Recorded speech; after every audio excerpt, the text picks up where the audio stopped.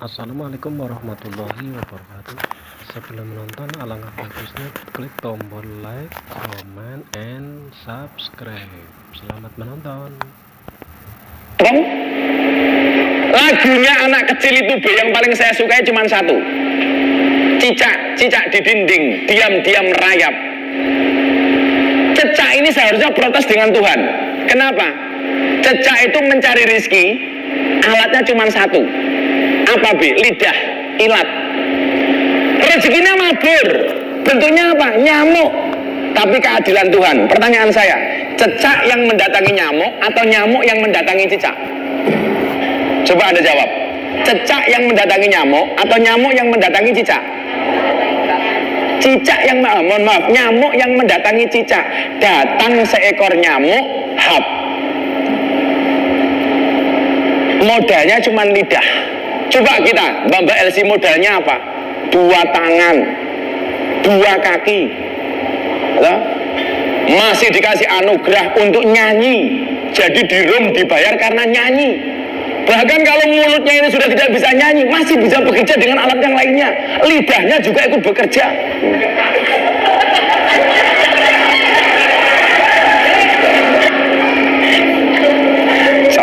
Codot. Masa kita kalah dengan cicak? Saya bilang begini, Tuhan itu kurang maha baik apa dengan kita coba?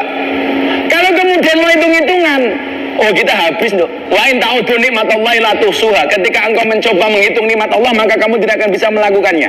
Coba kita lihat kalau mau hitung-hitungan. 24 jam kita bermaksiat, tetapi Tuhan masih mengirimkan rizkinya untuk kita. Itu artinya apa? Betapa sayangnya Tuhan kepada kita. Maka kemudian salah satu quote saya yang viral itu apa? Yang saya banyak digugat sama orang-orang yang sok suci itu apa? Ketika saya mengatakan, cukup bodimu yang bermaksiat, hatimu jangan ikut-ikutan bermaksiat. Maksudnya apa? Ini dibalik ini. Miftah mengatakan maksiat gak apa-apa, yang penting hatinya gak kehilangan Allah. Maksudnya tidak seperti itu. Jangan sampai kemudian kemaksiatan yang sudah kita lakukan ini menghilangkan Allah sama sekali dari dalam hati kita. Itulah kenapa saya punya konsep pengajian dan mendatangi tempat-tempat dunia malam. Di Jakarta itu saya punya satu tempat. Kalau Bapak Ibu pasti tahu lah. LC-nya itu ada 900 orang. Kolosium itu banyak LC hijrah. Dari Alexis hijrah ke Kolosium. Pindah gon. Makanya kan di dunia malam itu banyak barang baru stok lama. Oh, maminya bilang, oh ini barang baru. Oh ini baru, iya. Ternyata stok lama, pindahan dari teras. Saya bilang, jangan sampai kemudian bodi kita yang bermaksiat ini ditambah dengan kemaksiatan yang hakiki. Apa? Ketika kemudian kita kehilangan Allah dari dalam hati kita. Maka pesan saya satu, kamu yang Islam, walaupun kamu mabuk, walaupun kamu dugem, walaupun kamu ngerum, bermaksiat, berdosa, jangan pernah tinggalkan salatmu. Kerja, shift malam, mulai kerja jam 8, berangkat habis maghrib. Kan masih punya kesempatan untuk sholat maghrib di rumah. Barangkali ngisanya hilang, subuh pulang. Kan saya pulang subuh sudah dalam keadaan tepar, Gus. Saya sudah mabuk. Apakah saya boleh sholat? Boleh. Lebih baik orang mabuk sholat daripada mabuk gak sholat. Sudah. Saya pernah ditanya sama mbak-mbak di Sarkem itu, Gus, saya bingung. Kenapa? Saya kan malam kerja di lokalisasi. Terus subuh saya mau sholat, gimana? Ya mandi dulu, mandi besar terus gitu sholat, gak apa-apa. Lebih baik seperti itu daripada gak sholat sama sekali. Malah mereka bilang, tapi saya belum bisa Gus mandi besarnya. Tolong dong diajari matamu gue, aku ngono toh. Engko lah aku piye gitu loh. Makanya itulah alasan kenapa saya di mana-mana pakai kacamata hitam. Bukan untuk menjaga pandangan, supaya kalau ngelirik paha tidak kelihatan. Iya. Rasa GR mbak, aku biasa. Pengen ragus, yo pengen. Terus gimana? Yo ngempet. Ayo masuk kiai ngacengan.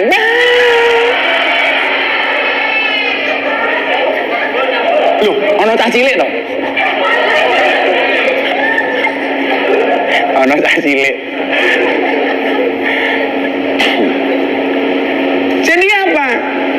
Konsep itu yang saya bilang. Lebih baik orang yang ahli maksiat tetapi khawatir dengan kemaksiatannya daripada orang yang banyak amalan tapi sombong dengan amalannya. Saya ulangi ya. Lebih baik para pendosa yang khawatir dengan dosanya daripada orang yang ahli ibadah tapi sombong dengan ibadahnya. Nggak boleh dong. Ahli ibadah sombong itu nggak boleh, apalagi ahli maksiat sombong. Ahli ibadah umpamanya, saya ini orang Nasrani, kata Bapak Tuning. Orang segini yang paling rajin ke gereja cuma saya toh. Itu nggak boleh loh. Ahli maksiat sombong itu nggak boleh. Mohon maaf, ahli ibadah sombong itu nggak boleh. Apalagi ahli maksiat kok sombong. LC di liquid yang paling jago saya. Yang lain ngombe setengah botol mabuk, saya sak botole ora mabuk. Kaya ngono mah bangga-bangga iki apane sing mau banggake. Maka kemudian apa? Saya tidak bisa intervensi dengan maksiatmu. Saya tidak bisa intervensi dengan perbuatanmu. Cuman saya mengajakmu jangan sampai kehilangan Tuhanmu dari dalam hatimu. Tidak masalah dok, kamu pulang dari liquid, dari teras, mabuk, Allah, kamu sholat, Allahu Akbar. Saya pas ngimami anak-anak sarkem yang mabuk itu dulu dibilang sama kiai-kiai begini, Miftah ki goblok. Wong mabuk kok diajak sholat. Bukankah kamu tahu orang mabuk itu sholatnya nggak diterima sama Allah 40 hari? Jawaban saya apa dok? Ditompo urusannya cangkemmu, tapi urusannya pangeranku. Saya lebih baik orang mabuk itu masih mau sholat daripada kemudian lupa dengan Tuhan sama sekali. Ini yang kemudian sikap saya itu dianggap memalukan. Maka dulu ketika di TV itu saya diwawancarai di Net TV kalau nggak salah itu, ada kiai bilang begini, ditanya sama pembawa acaranya, bagaimana pendapat Ustadz terhadap pengajian Gus Miftah di dunia malam? Dengan bangganya dia mengatakan apa? Yang dilakukan Miftah itu memalukan. Jawaban saya waktu itu apa? Apa respon Gus Miftah? Jawaban saya waktu itu adalah, kalau pengajian saya di dunia malam dianggap memalukan, lebih memalukan mana ketika kita melihat kemaksiatan diam tanpa memberikan solusi apapun kepada mereka. Orangnya diam, nggak bisa jawab. Kalau kemudian orang bilang saya ngaji di dunia malam pengen viral, kita ngaji sudah 10 tahun. Saya ngaji di teras sama liquid sudah 10 tahun lebih. Saya ngaji di Sarkem sejak tahun 2000, sekarang tahun 2020. Baru kemudian pengajian saya itu viral 2018. Tahun 2015 saya dapat undangan dari Metro TV untuk share pengajian saya di lokalisasi. Saya nggak mau. Sampai waktu itu para PSK tanya sama saya begini, kok abah nggak mau sih pengajian di televisi, diundang TV, kenapa nggak mau berangkat? Waktu itu jawaban saya apa? Allah menciptakan saya tidak untuk menjadi orang terkenal, tapi untuk mengenalkan Allah kepada mereka yang belum kenal. Jawaban saya waktu itu. Kalau kemudian hari ini kemudian kontrak TV itu kenapa dengan terpaksa saya terima saya punya alasan lain. Saya punya alasan lain. Lebih baik kemudian acara-acara TV itu diisi oleh ustadz-ustadz yang menyenangkan, yang mempersatukan bangsa, daripada kemudian ustadz yang merasa sok suci dan menang sendiri. Tak kasih contoh, ini jarang saya sampaikan saya diundang acaranya Uya Kuya, yang saya menyesal datang acara itu sampai hari ini. Ini ada anak-anak YouTube toh. Saya katakan saya menyesal datang acara itu waktu itu. Saya masuk acaranya. Saya nggak tahu setting acaranya seperti apa. Begitu saya masuk di dalam studio ketika acara live itu, yang ditampilkan apa? Kritikan netizen terhadap pengajian saya di dunia malam. Dan di dalamnya ada ustadz pembanding. Kemudian bilang apa? Mencaci maki saya semaunya. Ini menjual agama, memalukan dan lain sebagainya. Dan luar biasanya apa saya nggak dikasih hak untuk menjawab. Sampai kemudian acara closing selesai. Udah saya diem. Tahu nggak kejadiannya?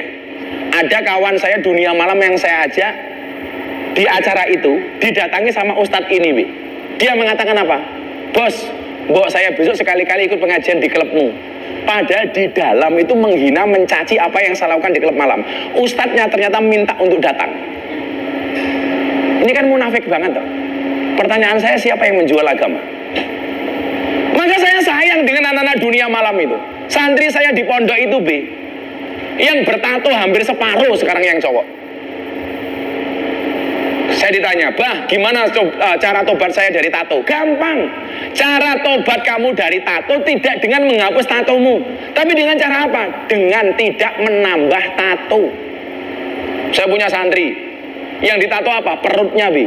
Tato apa? Beduk. Tato beduk, beduk gitu. Ke wonge lemu gede gendut itu kan saya tanya, "Itu tato apa?" Beduk. "Itu tato beduk." Oh. Pukulnya di mana? Bawahnya. Tak golek ra ketemu. Saya terima. Tuh anak saya santri itu, Be, sawak tatoannya tatonya Koho kalah lah. Saya masih ingat toh, tatonya Koho itu naga diboyok sini. Masih kok. Koho itu punya tato di sini, tato naga. Masih ada kok ya. Koho itu pernah tak kasih belangkon, juga pernah tak kasih akik, batu akik dari Mekah. Masih ingat kok ya? Oh, bilang apa, Be? Kalau saya pakai akiknya Gus Miftah ini, waduh, cewek-cewek banyak yang mendekat dengan saya. Aku ngomong, cewek itu mendekat dengan kamu bukan karena akikmu, tapi mergo duitmu, tak kandani.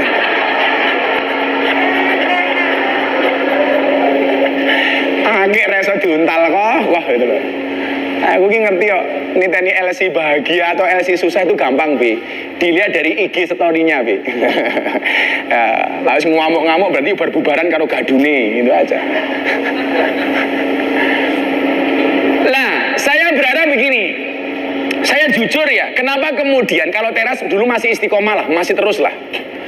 Saya dulu kemudian akhirnya kenapa, Mas Rona tahu ya, akhirnya kenapa kemudian saya sekian lama gak ngaji di Liquid. Jujur saja, karena dulu manajemennya nggak bertanggung jawab. Waktunya ngaji yang datang cuma 5, cuma 6, cuma 7 orang, 15 orang. Ya kan saya eman-eman waktu nih. Kalau anak-anak teras kan nggak, Be. Ayo ngaji 2 minggu sekali. Kompak. Lah dulu kita punya kendala di Liquid. Setiap kali pengajian, mbak-mbaknya ini kebanyakan alasan tok. Bahkan kadang-kadang jawabannya apa? Wes tahu. Bajingan tok kuwi. Ya Rami, masa diajak ngaji, ayo makan ngaji, jawabannya apa? Wes tahu. Hati-hati loh. Kalau kamu diajak ngaji, jawabannya wes tahu. Besok kamu nggak ada tamu, minta, ya Allah, saya minta tamu. Malaikatnya bengok, wes tahu. Merongos, we tak kandani itu. Ya, ayo kita komitmen. Nggak usah lah 2 minggu sekali kok, sebulan sekali, it's okay. Toh ngaji saya tidak pernah menghakimi kamu. Ini haram, ini halal. Saya nggak perlu ngomong halal haram, Be. Mereka juga sudah tahu. Dan agama itu tidak hanya mengajarkan halal dan haram. Saya itu biasa sama Koho. Ayo kok ke gereja ini hari Sabtu, hari Minggu. Bener nggak kok? Dulu zamannya BBM itu loh, Be. Saya sering kepada Koho itu. Kalau Babe nggak perlu lah. Kalau Koho, ayo kok. Ini hari Sabtu Minggu kamu ke gereja. Kadang-kadang jawabannya Koho itu nggak enak. Sorry Gus, gereja saya gereja negeri. Maksudnya pas Sabtu Minggu libur. Matane. Ya kapan nih gereja aku?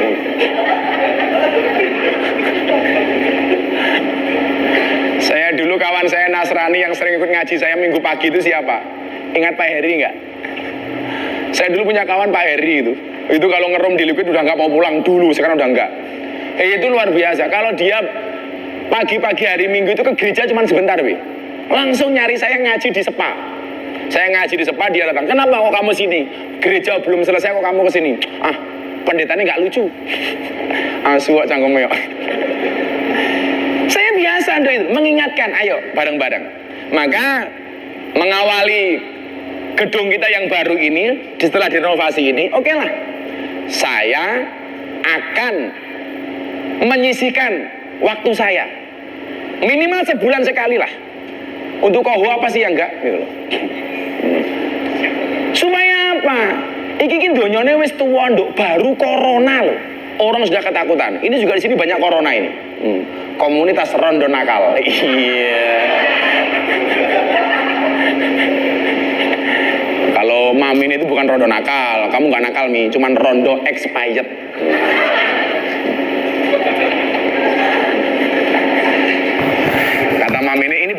menit Gus, tapi apa?